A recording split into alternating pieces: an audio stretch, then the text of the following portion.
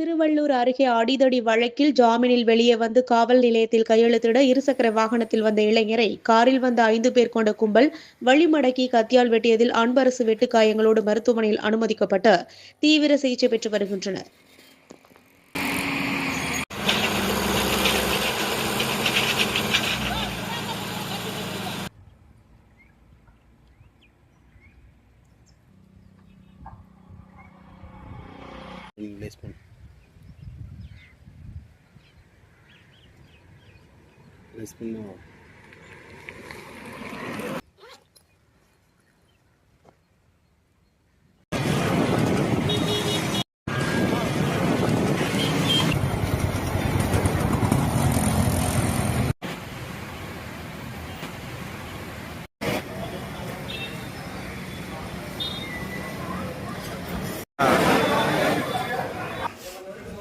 என்ன வண்டி